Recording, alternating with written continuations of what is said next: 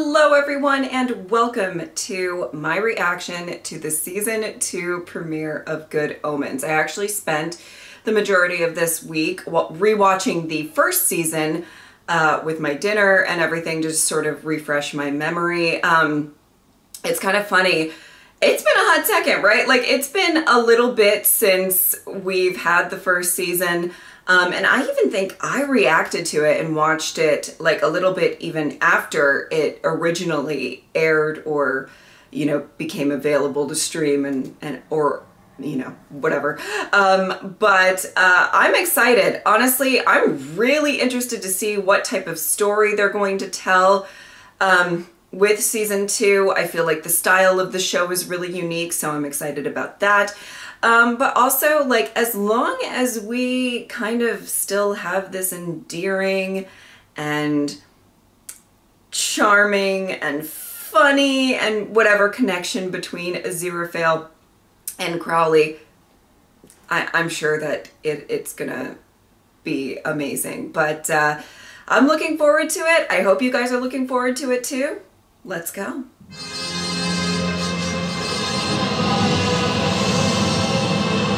Okay, going way back. Oh! Excuse me? Before the falling. All right, ready? For what? Oh! There you go, lovely. This is the meeting. Put it down. I'm Aziraphale. Nice meeting you. Okay, here go. Let there be matter, let there be gravity, let there be everything from pages 11 to 3,602 in let there be light.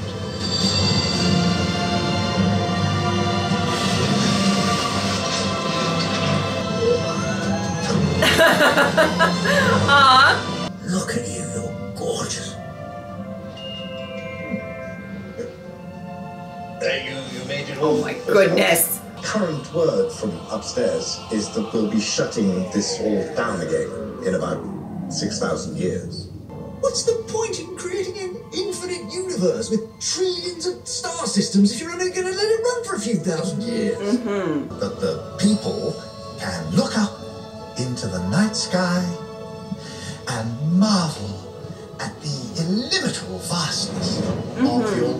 It is pretty. It's the universe, not just some fancy wallpaper. Millions.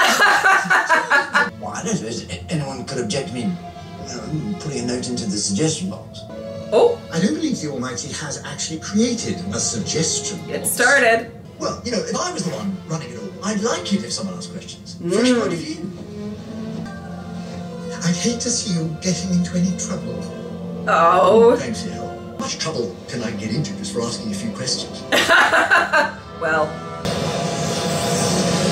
Oh! It's like the first episode of season 1. Hello, Maggie. Oh! Got your note. She was one of the nuns in I the thought, well, first it's been season. such a rough couple of years between the lockdowns and the internet orders not coming. I know how behind I am on the rent. Well, then that's entirely my fault for not collecting the rent. There. Oh. I believe you said you were getting in some Shostakovich records for me. Maggie, if you were out of here, where would I get my records? Oh! You can't just forgive me 8 months' rent. Oh, I can. I'm very good at forgiveness. It's one of my favorite things. Oh! Rent? I'm very good at forgiveness. Wrong bench. You're on the Azerbaijani sector chief who's over there. I brought your man. Anything interesting? Do they know you're checking in? Crowley. I am now health representative in London. Just as I'm about to put one into motion, they come up with something themselves which is so much worse than anything I Yeah, always this easy.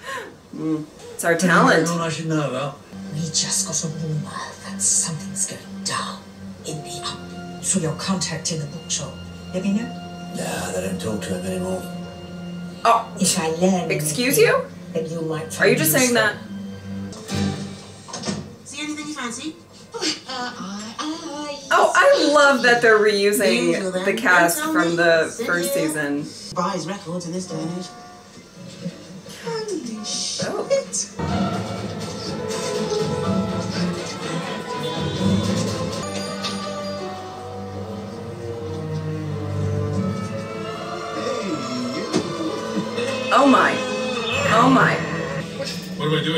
What is going on? Also who you are and also who I am.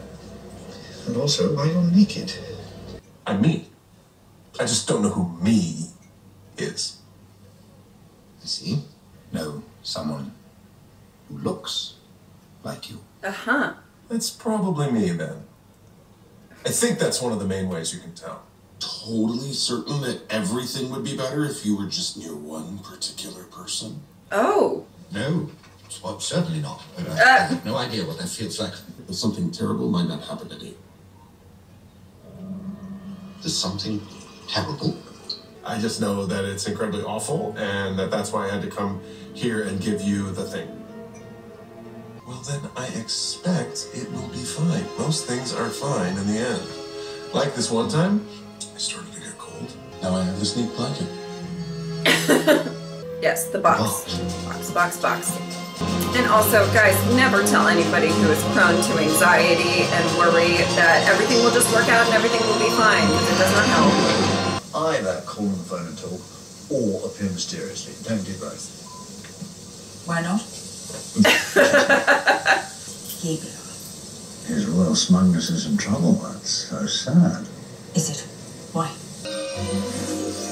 Oh, okay.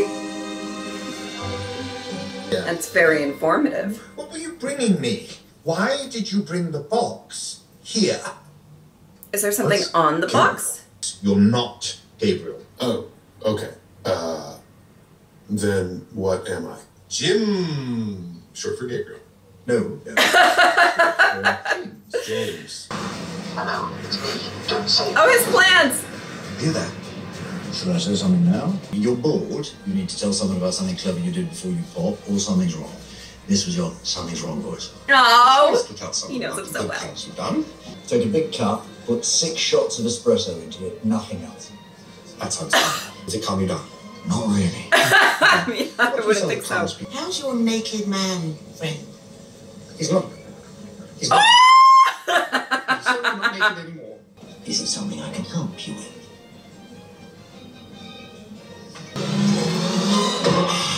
Oh boy, yeah, that's a lot of energy. Eccles cake? You just taking that plate? Is that a disposable? That does not look like a disposable plate. You're taking a plate from the coffee shop and it's bothering me. Okay. They seem friendly and it's probably okay, but it's still bothering me. Nina Simone. And your name is Nina. I need to finish closing the shop. My partner's expecting me home. Oh, you... I wasn't going to say this out Oh. loud, but it sounds like something a bit weird is going on. We know Jim. Hi there. Gabriel! See, I told you I look like a Gabriel. What's happened to him? I don't know. What are you doing in this bookshop? Am Dusty. Oh. Okay. Oh boy. He's in trouble. Then we should get as far from him as we can, as quickly as possible. He said something terrible was going to happen to him. He's not our friend. I don't think he really has any friends. Exactly. Yes, exactly. Well, he doesn't have any friends, so he needs us. Oh. If you refuse to help me, then of course, you're at liberty to go. To go. I am asking you to help me take care of him. Oh. You won't. Oh, Crawley, give it up. I won't. Oh, give it up. You know you will. You're on your own with this one. Mm-hmm. Yeah, right. Yeah, right. I can't do this. I'm just so angry. Let it out, sweetie.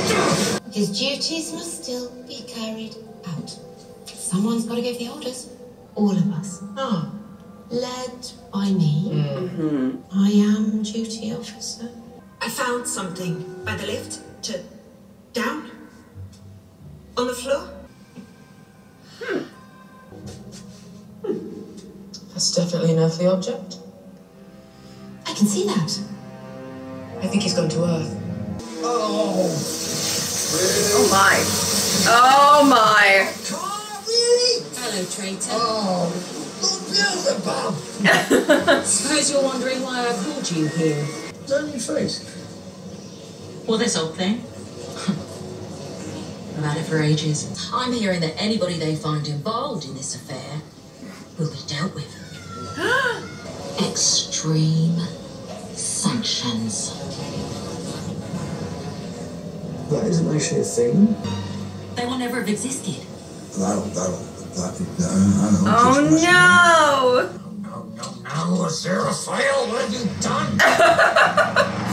I knew it wasn't going to be long before he was going to get in the mix. He cares too much.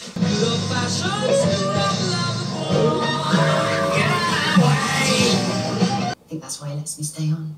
Old time's sake. Because what, his grandfather knew your great-grandmother? Yeah. My bad. Oh! It's a coincidence.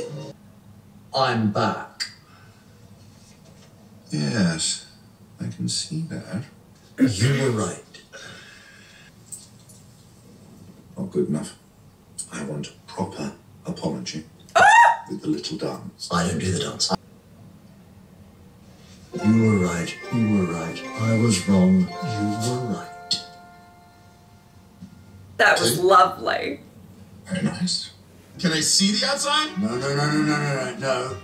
You need to stay here, inside the bookshop. We can look after you in here. Just stay here. Crowley, I could hide him from your former people, and you could hide him from mine. It would barely move the dials. Ah, some clever thinking. Okay. We love it. Jim, Now,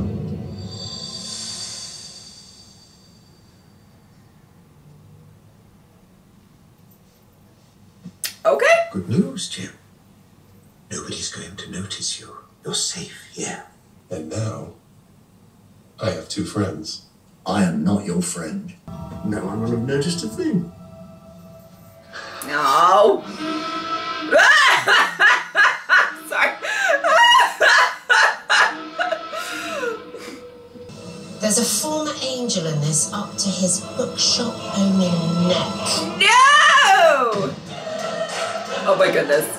Okay, well that was a really fun and intriguing premiere. Obviously, there is some stuff that is going to be going on with Gabriel, which I'm excited about that for the sheer fact that I think that John Hamm does an amazing job in the role, and even in this role of him not really knowing who he is or whatever. So I'm really excited for that to unfold and to see what really is going on, and there's a little mystery with that, which I really like.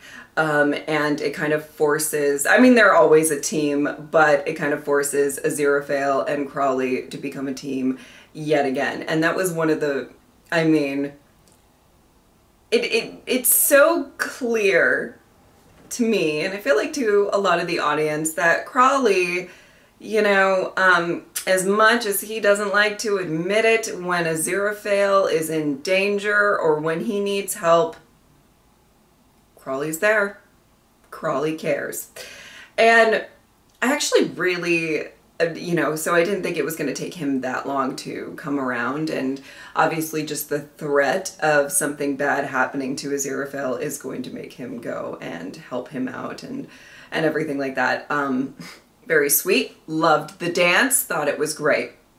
I actually really love the initial scene as well, because there's a you know, interesting dynamic right off the bat when they meet. You know, Crawley is just sort of like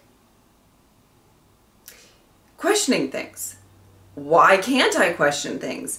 Isn't the beauty of life or of you know, having free thought, free will, the ability to question things? And, you know, obviously Aziraphale is of the notion that no, you have to have faith and you don't question things and whatever. And that, it was obviously, I feel like, a very big theme in the first season of like, this is how it should happen, or, you know, are we here to question things? are we here to maybe thwart things, so to speak? You know what I mean? And I really, really love that dynamic between the two. You know, there is a very big line in the first season where Aziraphale sort of says, you know, you go too fast for me, you go too, you know, and this is an angel that is very grounded in rules and how things should be. And it makes him feel comforted and safe. I kind of have a little bit of that personality within my day-to-day life, so like I really relate to him in a lot of ways. But there is this, you know, wonderful, you know, presence in his life within Crawley that tells him that it is okay to sort of break the rules, or, you know, maybe the right thing isn't following the rules. We found out a lot of that in, you know, the first season and everything like that. And I kind of love that they sort of reinforced that idea between this relationship and what makes this relationship so beautiful, is that Crawley is influencing Aziraphale, in my opinion, in such a wonderful way that gives him a little more freedom in his life, a little more ability to, I mean, question things, but also to really think, not have a list of rules tell him what you should do. It's more what he thinks is the right thing to do, which ironically is what, you know, kind of what I think Aziraphale kind of clings to. Gabriel, Jim, whatever, shows up and needs help. And it is in Aziraphale's nature, not just to, he's so good at forgiveness, right? There's that. But there's also this element of, like, I think without maybe Crawley's influence in his life, he would have maybe turned him over. He would have done what he thought the right thing was because of what people have told him the right thing was. But in that instance, he's kind of more following his heart and sort of saying, well, he is here obviously needing some type of help, and I don't know why or what or whatever, but I'm going to do that. And I genuinely think that a lot of his actions that he's taking and the confidence within the actions that he's taking is Crawley's influence. Obviously, Crawley has a very different viewpoint in Gabriel. He's kind of like, this guy was such, I mean, he's horrible. He did these horrible, you know, he was about to burn you alive and all of this. Well, I guess, you know what I mean. Burn you with hellfire and all of this, and we're just going to help him now? No, thank you. No. And I think that that's kind of, but it was kind of funny because throughout that entire exchange, I was like, Crawley, come on, you're going to come around. And I think that, you know, there's always that final scene at the end of season 1 where Crawley is like, Aziraphale says, this wouldn't have worked if you didn't have a little good in you. And Crawley says, this wouldn't have worked if you weren't a little bit of a bastard. You know, like, there's a really interesting dynamic between these two. But there is a lot of care, you know, as much as I believe there are certain things that Crawley is apathetic about, there are also things that he's very passionate and cares very deeply about. And one of those things is Aziraphale. So it's really interesting to sort of see, you know, them both have very interesting influences within each other's lives and how that has strengthened their bond. You know, I think there's probably an element of Crawley even just witnessing Aziraphale have this care and compassion for somebody who has wronged him, or, you know, you don't have maybe the best impression of, or whatever. That is kind of interesting. And something that he might, at the end of the day, again, maybe wouldn't admit it, admires. So there's this really interesting element within their relationship that they are helping each other out and balancing each other out in certain ways, which is, you know, a big, I guess, theme of the show. But I find it really interesting. I love watching it. And I just love that, you know, there is this element of they always know that they're going to be there for each other, even if maybe they don't agree. But there's a compassion and a love there that they will maybe endure something that they may not agree with, or, you know, think it could get messy or whatever, in order to help the other, or yeah, I guess sort of help the other and all of that. Anyway, that was a lot of what I was thinking about throughout this episode.